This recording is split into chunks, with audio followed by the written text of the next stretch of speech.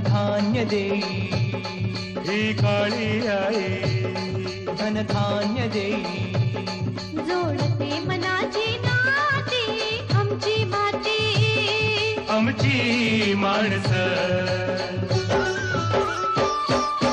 आमची माती आमची माणसं आमची माती आमची माणसं आमची माती आमची माणसं आमची माती आमची माणसं.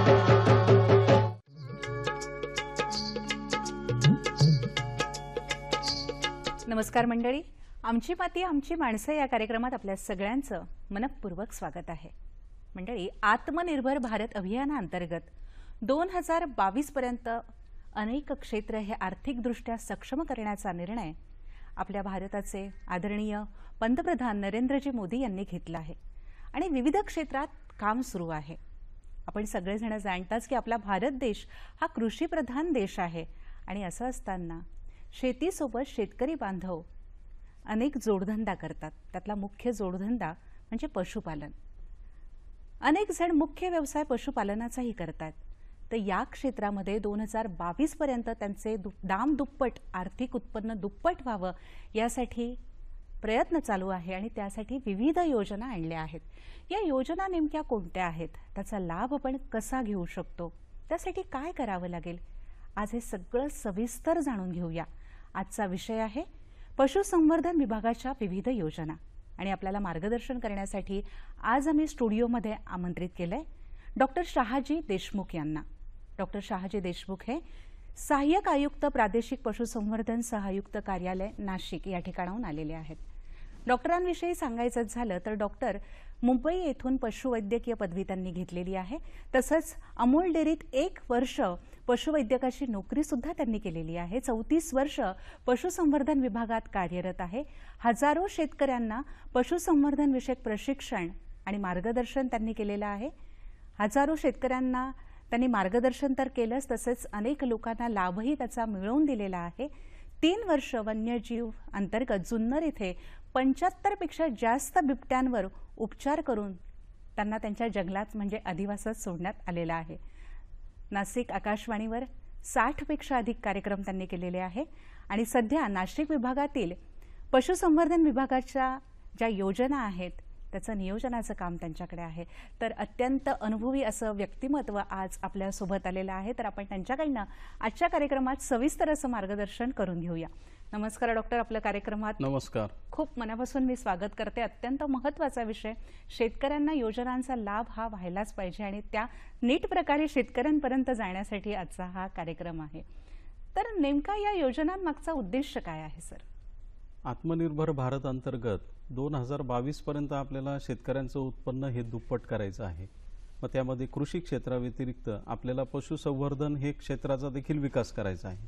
मानव जोपर्यंत आहाराचं सेवन करत आहे तोपर्यंत शाकाहार आणि मांसाहार असे 2 प्रकार आहेत. शाकाहारामध्ये त्या व्यक्तीला दूध, दुग्धजन्य पदार्थ जसं तूप, लोणी, दही किंवा पनीर ज्यातून आपल्याला प्रथिने मिळतात त्याचं सेवन त्याच्या आहारामध्ये आहेच. आणि मांसाहारी व्यक्तीला दुधाव्यतिरिक्त किंवा दुग्धजन्य पदार्थ व्यतिरिक्त अंडी किंवा मांस किंवा चिकन याचा प्रथिनाचा सोर्स म्हणून त्याचं सेवन हे होत असतं. तर जोपर्यंत मानवाची म्हणजे मानव आपल्याला आहाराचं सेवन करेल तोपर्यंत पशुसंवर्धन आणि कृषी क्षेत्राला काही पर्याय नाही. त्यामुळे जास्तीत जास्त पशुपालक किंवा जास्तीत जास्त शेतकरी या व्यवसायामध्ये मुख्य प्रवाहाकडे वळण्यासाठी, त्यांना हा व्यवसाय नव्याने सुरू करण्यासाठी त्यांना भांडवली याची खेळत्या भांडवलाची गरज असते किंवा त्यांना काही अनुदानाची गरज असते, मार्गदर्शनाची गरज असते, प्रशिक्षणाची गरज असते. आहे त्या पशुपालकाला किंवा त्याच्याकडील पशुधन संरक्षणाची किंवा त्याची गुणवत्ता वाढीसाठी, आनुवंशिक वाढीसाठी गरज असते. तशाही वेगळ्या प्रकारच्या योजना आहेत. तर ह्या सगळ्या योजनांच्या मार्फत आपण एकंदरीत आपला कृषी क्षेत्रातला GDPचा वाटा जर बघितला तर 16% आहे आणि त्यापैकी जवळजवळ 25% वाटा हा केवळ पशुसंवर्धनाचा आहे. त्यामुळे पशुसंवर्धनाला जास्तीत जास्त आपण रोजगार निर्मिती हा महत्त्वाचा गाभा ठेवून आपण पशुसंवर्धनाच्या विविध योजना राबवतो. बरं, आता या पशुसंवर्धनाच्या ज्या वेगळ्या वेगळ्या योजना आहेत त्याचं जर ढोबळ मानाने जर वर्गीकरण करायचं झालं तर ते आपण कसं कराल? वर्गीकरण आपल्याला 2-3 प्रकारे करता येईल. काही योजना या सामूहिक प्रकारच्या असतात. उदाहरणार्थ जसं आता आपल्याकडे राष्ट्रीय पशुरोग नियंत्रण कार्यक्रम सुरू आहे 1 सप्टेंबरपासून. त्यामध्ये आपण सर्व जनावरांना लाळखुरकूत लसीकरण आणि टॅगिंगचा उपक्रम आपल्याला संपूर्ण देशामध्ये सध्या सुरू आहे. राष्ट्रीय कृत्रिम रेतन कार्यक्रम आहे. सामूहिक प्रकारच्या योजनांमध्ये एका पशुला तर लाभ होतोच, परंतु त्याबरोबर सर्व गावातील पशुधनाला, सर्व देशातील राज्यातील पशुधनाला देखील त्याचा लाभ होतो. अशा प्रकारच्या ज्या योजना आहेत त्याला सामूहिक प्रकारच्या योजना आपण म्हणतो.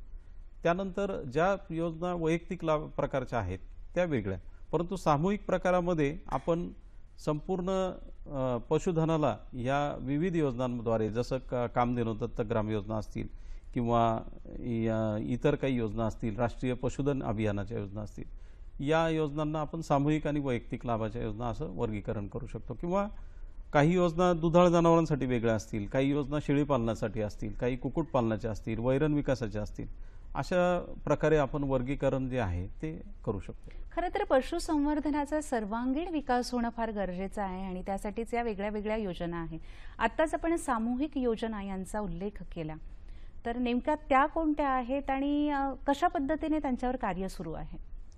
सामूहिक योजनांमध्ये मी जसं सांगितलं की राष्ट्रीय पशुरोग नियंत्रण कार्यक्रम, यामध्ये आपण संपूर्ण पशुधनाला जे लाळखुरकूत नावाचा जो आजार आहे, नावावरूनच आपल्याला लक्षात येईल की विषाणूजन्य आजार आहे.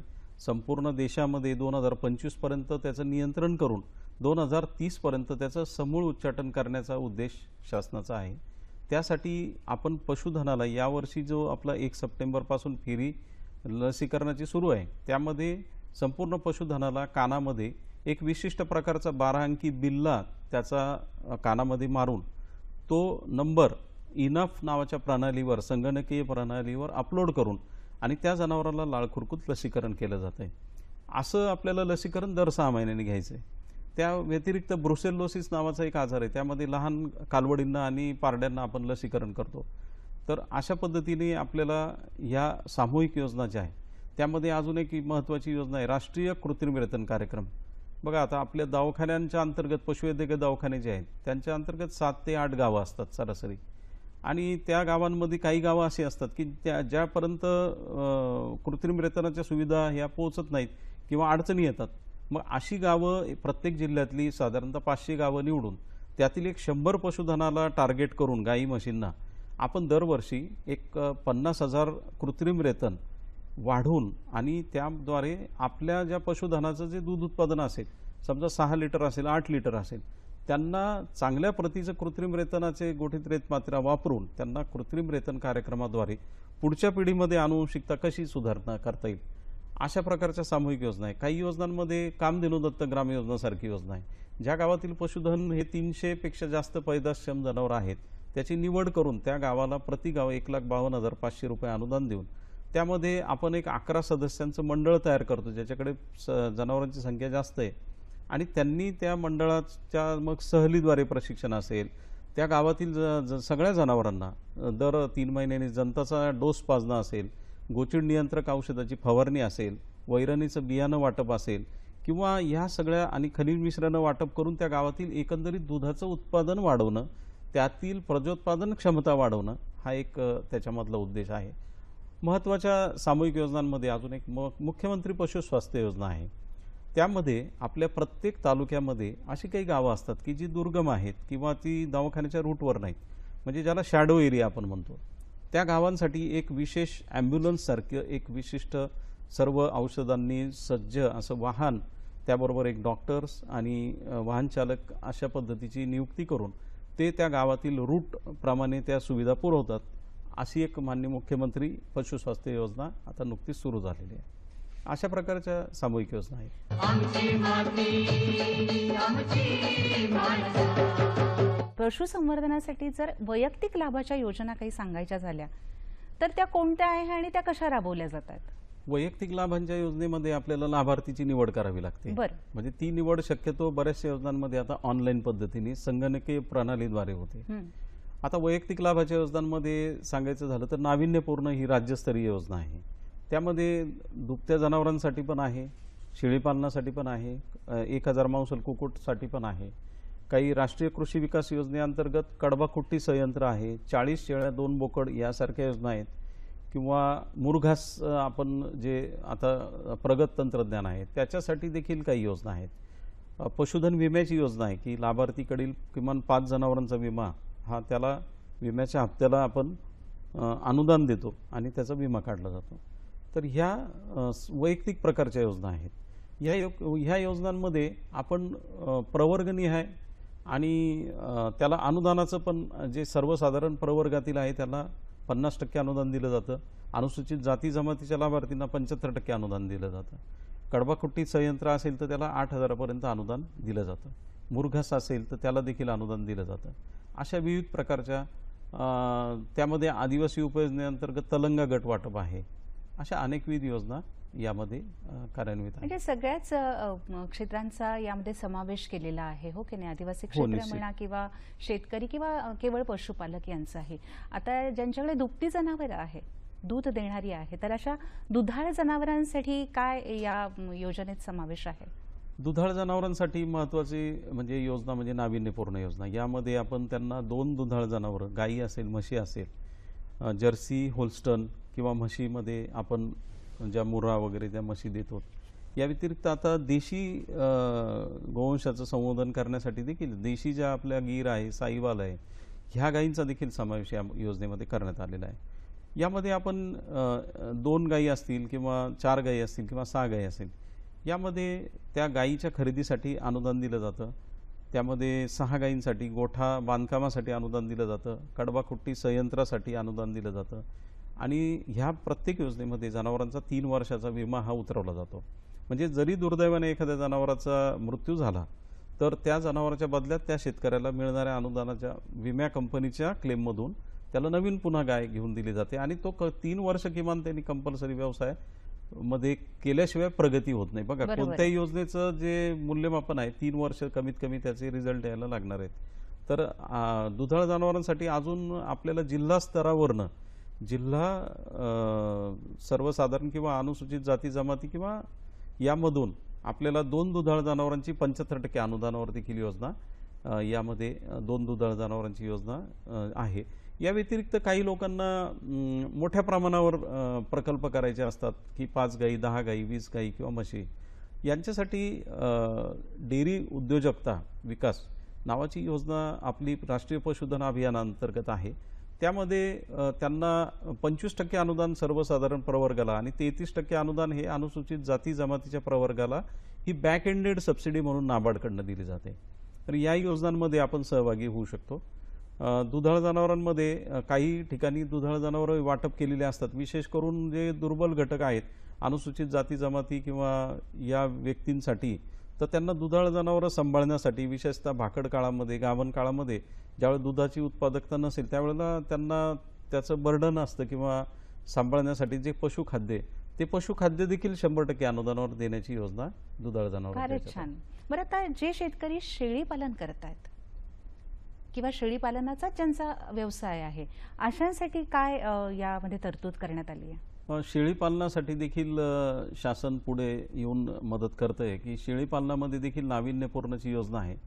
याची देखील ऑनलाईन निवड पद्धती आहे आणि त्यामध्ये आपण 10 शेळ्या आणि त्याच्यामध्ये देखील उस्मानाबादी आणि संगमनेरी या जातीच्या ज्या देशी वंशाच्या शेळ्या आहेत की ज्या कुठल्याही वातावरणामध्ये व्यवस्थित त्या शेतकऱ्याकडे राहू शकतात आणि किमान त्याच्याकडे एक 250 स्क्वेअर फुटाचा एक छोटासा गोठा म्हणजे त्याला उपलब्ध साधन सामुग्री ज्याच्याकडे उपलब्ध आहेत, पत्रे असतील जुने किंवा लाकूड असेल किंवा बांबू असतील, तर अशा पद्धतीचा शेड नेट असेल त्याचा कमीत कमी खर्चामध्ये त्यांनी गोठा तयार करायचा आणि 10 शेळ्या त्याला या शक्यतो पुण्यश्लोक अहिल्यादेवी शेळी मेंढी महामंडळ यांच्या मार्फत पुरवठा केला जातो. पोल्ट्रीमध्ये अनेक नवीन बेरोजगार तरुणही येत आहेत किंवा त्यांची यायची इच्छा आहे, तर मग अशा लोकांसाठी जे नव्यानं येतात त्यांच्यासाठी कुक्कुटपालनामध्ये काही योजनांचा आहेत का की त्या योजनांचा ते लाभ घेऊ शकतात? निश्चितपणे कुक्कुटपालनामध्ये देखील नाविन्यपूर्ण योजना आहे. त्यामध्ये आपण 1000 ब्रॉयलर पक्षी म्हणजे मांसल पक्षी त्यामध्ये संगोपन करण्यासाठी जी त्याला जागा लागणार आहे, जे शेड लागणार आहे सुधारित पद्धतीचं, ते साधारणतः 50 फूट बाय 20 फुटाचं शेड त्याला लागणार आहे आणि म्हणजे 1000 स्क्वेअर फूट. ते बांधकामासाठी त्याला 2.25 लाख रुपये खर्च अपेक्षित आहे. सर्वसाधारण लाभार्थीला 50% अनुदान आहे. अनुसूचित जाती जमातीला लाभार्थीला 75% अनुदान त्यातून दिलं जातं. ह्या नाविन्यपूर्ण योजनेव्यतिरिक्त पुन्हा पोल्ट्री व्हेंचर कॅपिटल स्कीम आहे की बऱ्याच लोकांचे ब्रॉयलरचे किंवा लेअर पक्ष्यांचे मांसावरील अंड्यावरील पक्षी किंवा मांसावरील पक्ष्यांचे मोठे मोठे फार्म आहेत. 10,000 पक्षी असतील, 5,000 पक्षी असतील. ह्यांच्यासाठी त्यांनी कुठून तरी बँकेकडनं कर्ज घेतलेलं असतं आणि त्या बँकेकडनं कर्ज घेतल्यानंतर पोल्ट्री व्हेंचर कॅपिटल स्कीम अंतर्गत त्यांचं नाबार्डकडे प्रकरण पुन्हा पाठवलं जातं आणि त्यांना 25% आणि 33% अनुदानाचा लाभ या पोल्ट्री व्हेंचर कॅपिटल स्कीममधून मिळतो. या व्यतिरिक्त जिल्हास्तरीय काही योजना आहेत की ज्या त्या लाभार्थींना दिल्या जातात. अनुसूचित जाती जमातीचे लाभार्थी असतील तर त्यांना एक तलंगा गट नावाची योजना आहे. म्हणजे 8 आठवडे वयाच्या ज्या कोंबड्यांची पिल्लं आहेत, 25 कोंबड्या आणि 3 नर असा एक गट दिला जातो. यासाठी खर्च 6,000 रुपये आहे. त्यापैकी 3,000 अनुदान दिलं जातं. 3,000 रुपयाचा खर्च लाभार्थीने स्वतः करायचा. म्हणजे कोंबडीचा खुराडा बांधणं, त्याचं खाद्य विकत घेणं, वाहतुकीचा खर्च हा 3,000 रुपयाचा आहे. या व्यतिरिक्त अजून जिल्हास्तरीय योजना आहे 1,000 पक्षी 1 दिवसाची पिल्लं वाटप. ती 100 पिलांचं वाटप त्या व्यक्तीला दिलं जातं. त्याला एक 16,000 रुपये खर्च आहे आणि त्यापैकी 8,000 अनुदान दिलं जातं. 8,000 रुपयाचा खर्च जो त्याला करायचा तो त्याने करायचा आहे. अशा पद्धतीच्या कुक्कुटपालनाच्या बऱ्याच योजना आहेत. त्या व्यतिरिक्त स्वयं आहे. त्या व्यतिरिक्त ह्या योजना आहेतच. आता आपण स्वयंचा उल्लेख केलेलाच आहे, तर कुपोषण निर्मूलनासाठी स्वयं कार्य करते असं मी ऐकलंय, तर त्याविषयी काय सांगा? निश्चितपणे एक कुपोषण निर्मूलनाचा कार्यक्रम हा आपल्याला कल्पना आहे की महाराष्ट्रातील 35 जिल्ह्यांपैकी जवळजवळ 16 जिल्हे असे आहे की आदिवासी क्षेत्र हे जास्त प्रमाणामध्ये आहे आणि त्या क्षेत्रामध्ये कुपोषणाची समस्याही भेडसावत असते. कुपोषण निर्मूलनासाठी महाराष्ट्र शासन आणि भारत सरकार सर्वतोपरी प्रयत्न करत आहेत. वेगळे खाते त्यामध्ये कुपोषण निर्मूलनाच्या कार्यात आहेत. काही स्वयंसेवा संस्था देखील आहे. याच धर्तीवर आधारित एक पशुसंवर्धन विभागाने 17-18 मध्ये एक कार्यक्रम सुरू केलेला आहे ज्याला आपण स्वयंप्रकल्प म्हणूया. हेतू असा आहे की आपल्याला आदिवासी लाभधारकांकडील त्यांना एक छोटंसं कोंबड्याचं युनिट देऊन त्यामधून अंडी उत्पादन करून त्या अंड्यांचं सेवन घरातील जी बालक आहेत त्या बालकांना लहानपणापासून, त्याचप्रमाणे माता भगिनी आहेत त्यांना देखील त्या अंड्यांचं सेवन जर प्रथिनाचा सोर्स त्यांना मिळाला तर त्यांच्यामधलं कुपोषण दूर होईल. हा एक महत्त्वाचा योजनेचा भाग आहे. यामध्ये आपण एक एकात्मिक बालविकास प्रकल्पातील एक जो गट आहे किंवा एक ब्लॉक आपण ज्याला म्हणता येईल त्यातील एक गट आपण असा निवडतो की ज्यामध्ये एक 417 लाभार्थींची निवड केली जाते. त्या 417 लाभार्थींना आपण एक मदर युनिट धारकाला अनुदान दिलं जातं आणि त्याला 1 दिवसाची पिल्लं आणि ते पण देशी कॅरी अप्रूव्ड जी संस्था आहे, म्हणजे गिरिराज असतील किंवा वनराज असतील, ग्रामप्रिया असेल, सातपुडा देशी, ही देशी पक्षी आहेत की ते त्यांची प्रतिकारशक्ती चांगली. आदिवासी भागामध्ये देखील ते पक्षी चांगले वाढू शकतात आणि त्याच्यापासून अंडी उत्पादन तयार होऊन त्याला पहिल्या टप्प्यात 20 पक्षी दिले जातात एका लाभार्थीला, नंतर 15 आणि नंतर 10 असे 45 पिल्लांचा एक गट दिला जातो 1 महिन्याच्या. यासाठी त्याला एक छोटासा खोराडा तयार करावा लागतो. त्याला जो उपलब्ध साधन सामग्रीचा वापर करून तो करणार आहे तर त्याला एक 1,500 रुपये DBTद्वारे अनुदान दिलं जातं.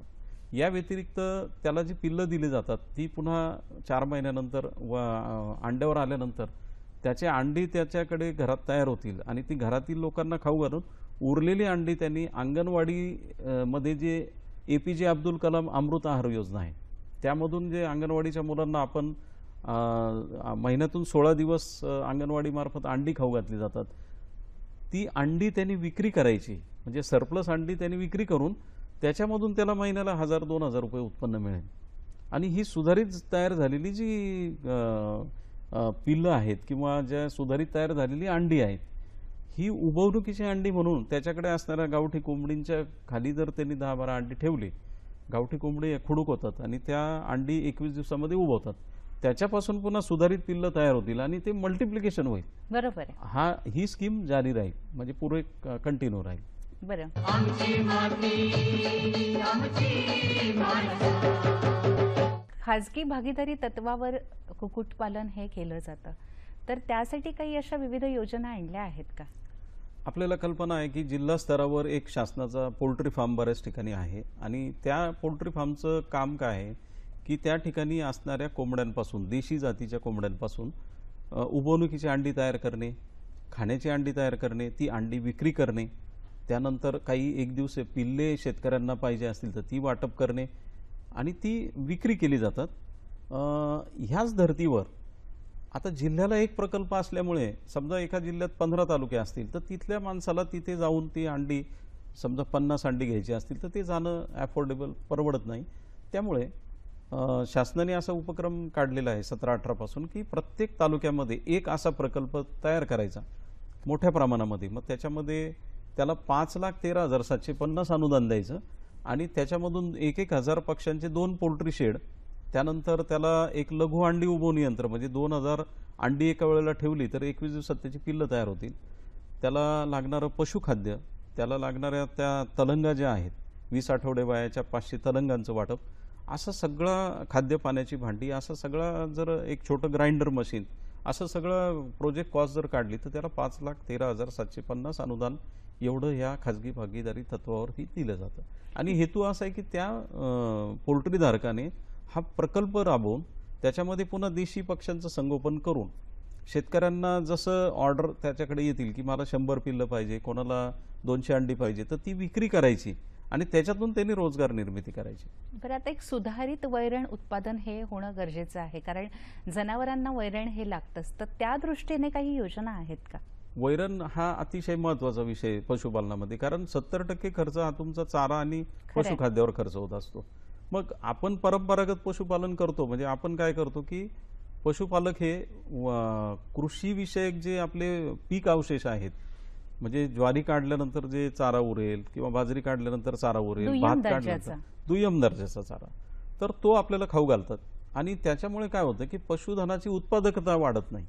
आणि दुसरी गोष्ट अशी की जो हिरवा चारा तयार होतो तो देखील कमी आहे. म्हणजे आपण जर अभ्यास केला तर आपल्याला लक्षात येईल की जनावरांना जे 100% चारा जायला पाहिजे त्याचा 45% चारा जातो आणि 25% कोरडा चारा जातो. आता जनावरांच्या आहारामध्ये काय असलं पाहिजे, साधारणतः ढोबळमानाने 8 लिटर दूध देणाऱ्या 300 किलो वजनाच्या गाईला आहारात जर आपण कॅल्क्युलेट केलं तर 25 ते 30 किलो हिरवा चारा असला पाहिजे. त्याच्यातही लसूण घास असेल, मका असेल किंवा ज्वारी कडवळ ज्याला म्हणतो आपण ते असलं पाहिजे. वाळलेला चारा 6 ते 8 किलो असला पाहिजे. हिरव्या चाऱ्याच्या पचनासाठी वाळलेला चारा आवश्यक आहे. दुधात फॅट येण्यासाठी वाळलेला चारा आवश्यक आहे. त्याच्यामध्ये सगळ्यात चांगला चारा असेल तर कडबा असेल ज्वारीचा, बाजरीचा सरमाड असेल, वाळलेला मका असेल, गवत असेल किंवा आपल्याकडे हरभरा, सोयाबीन याचं भूस तयार होतं. आपण ते वाया नाही घालवत, ते जनावरांना चारा म्हणून खाऊ घालतो. पशुखाद्याची गरज असते जनावराला, 2 किलो प्रति जनावर ते पशुखाद्य हे दिलं गेलं पाहिजे. त्याच्यात मक्याचा भरडा असेल, ज्वारीचा भरडा असेल, गव्हाचा कोंडा असेल, हे असे अनेक घटक मिळून त्याचा आहार तयार होत असतो. पण हा आहार कमी पडतो म्हणून आपल्याला उत्पादकता वाढवण्यासाठी सुधारित चाऱ्याचे तंत्रज्ञानाने चारा तयार करायचा. मग चारा तयार करताना आपण काय करतो की राष्ट्रीय कृषी विकास योजनेअंतर्गत एका शेतकऱ्याला 1,500 रुपयापर्यंत अनुदानात त्याच्याकडनं फक्त एक अर्ज आणि 7/12चा उतारा, सिंचनाची सोय असलेला त्याला बियाणं दिलं जातं. सुधारित चाऱ्याचं बियाणामध्ये आफ्रिकन टॉल जातीचा मका असेल, न्यूट्रीफीड बाजरी असेल किंवा न्यूट्रीफीडची ज्वारी असेल, कापणीची ज्वारी, कापणीची बाजरी म्हणजे मल्टीकट अशा पद्धतीचा चारा उगवला जातो. सुधारित ठोंबा असतात की ज्याचं उत्पादन जवळजवळ हेक्टरी 200 मेट्रिक टनापर्यंत आपण हिरव्या चाऱ्याची सोय करतो.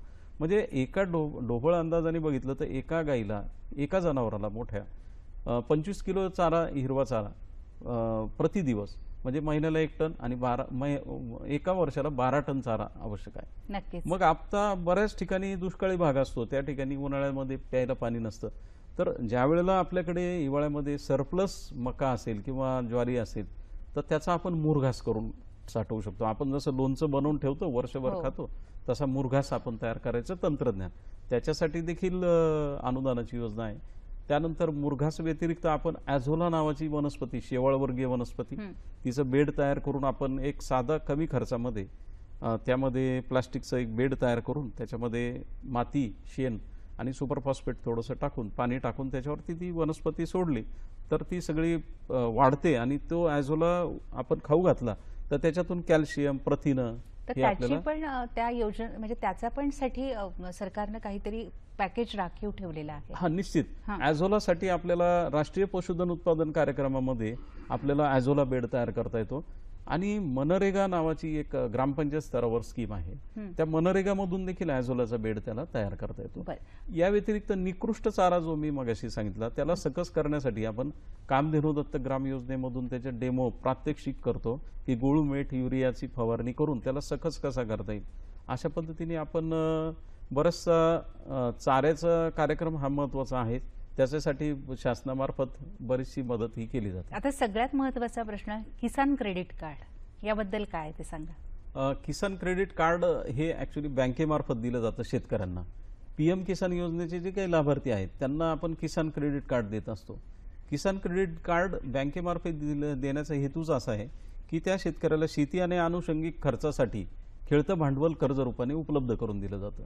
1,60,000 विनातारण त्याला कर्ज दिलं जातं. 3 लाखापर्यंत पण कर्ज दिलं जातं. 3 लाखाच्या पुढे असेल तर त्याला 11% व्याजाने कर्ज दिलं जातं.